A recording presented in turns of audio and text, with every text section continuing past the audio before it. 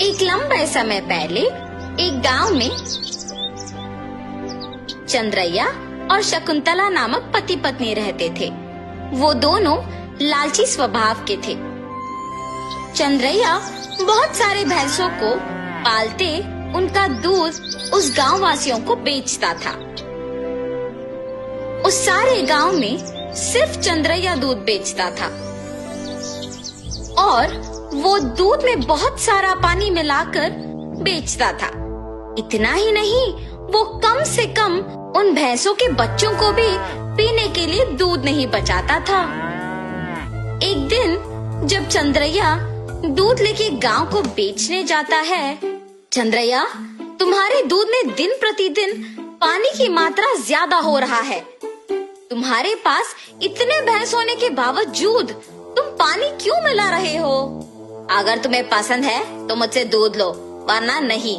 मैं यही दूध किसी और को भी दे सकता हूँ। ऐसे गुस्से से बात करके वहाँ से चला जाता है। उस सारे गांव में सिर्फ चंद्रैया ही दूध बेचने के कारण वो जैसे भी दूध दे, सभी चुपचाप उसी से लेते थे। जहाँ वो भैंसों को रखता था, उसके बगल में एक बड़े पेड़ पर एक भूत रहती थी। हमेशा की तरह चंद्रैया सारे भैंसों के पास जाकर उनसे दूध निचोड़ के पानी मिला के सबको बेचने जाता है। हर रोज ये लालच के कारण इतना दूध निचोड़ता है कि हमारे खुद के बच्चों को पिलाने के लिए कुछ नहीं है। इतना ही नहीं, हम हर रोज देखते हैं कि वो दूध में पानी मिलाता है। हम बचपन से उसी के पास बड़े हुए हैं, इसलिए हम कुछ नहीं कर पा रहे हैं, लेकिन हमें उसे एक सबक सिखाना ही होगा। ऐसे आपस में बात करते रहते हैं। जब वहाँ की भूत उनकी बातें सुनकर सोचती है, हर रोज इन भैंसों की दुखी बातें मैं नहीं सुन पा रही हूँ, और इतना ही नहीं, इस आदमी के दूध में पानी मिलाने के कारण गांव वाले भी दुखी हो रहे हैं। इन भैंसों की सहायता से ही इस आदमी को सुधारना होगा। ऐसे सोचकर वो भूत उन भैंसों के पास आती है। तब, मैंने तुम सब की बातें सुनी है। अगर तुम लोग मेरी बात सुनोगे तो तुम्हारे मालिक को सुधार सकते हैं। कौन हो तुम? तुम हमारी बातें सुन सकती हो? मैं एक भूत हूँ, इसी पेड़ पे रहती हूँ। मैं हर रोज तुम्हारी बातें सुनते रहती हूँ। हम तुम्हारी बात सुनेंगे, मगर वादा करो कि तुम हमारे मालिक को कुछ नहीं करोगी। सिर्फ उन्हें एक सबक सिखाओ, बस। ठीक है, तुम्हारे मर्जी के अनुसार उन्हें कुछ नहीं करूंगी। ऐसे कह के हमेशा की तरह चंद्रैया उनसे दूध निचोड़ने जाता है। जब वो निचोड़ने लगता है, तब वो भैंस उसे जोर से लात मारती है।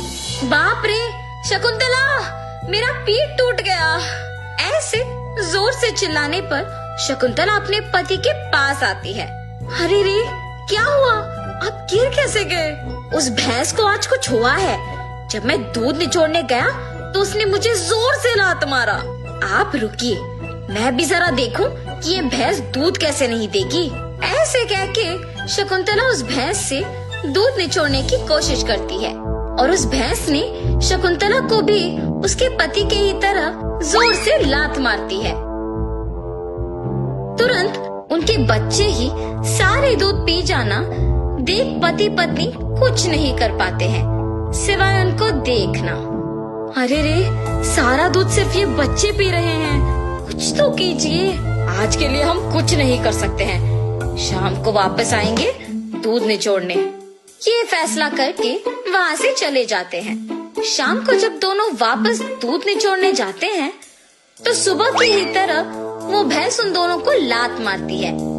ये देख पति पत्नी दोनों डर के मारे घर चले जाते हैं। ऐसे कुछ दिनों तक भैंस उन्हें दूध निचोड़ने नहीं देती है और सारा दूध सिर्फ अपने बच्चों को पिलाती है।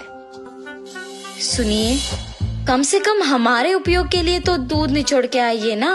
बाप रे, हम अगर इस गांव में भी दूध नहीं दे पा रहे हैं तो भी ठीक है, मैं तो उस भैंसों के पास नहीं जाऊंगा। वहाँ के भैंसों में से एक को कुछ तो हुआ है, इसीलिए हमें दूध निचोड़ने नहीं दे रही है और सिर्फ उसके बच्चों को दूध पिला रही है।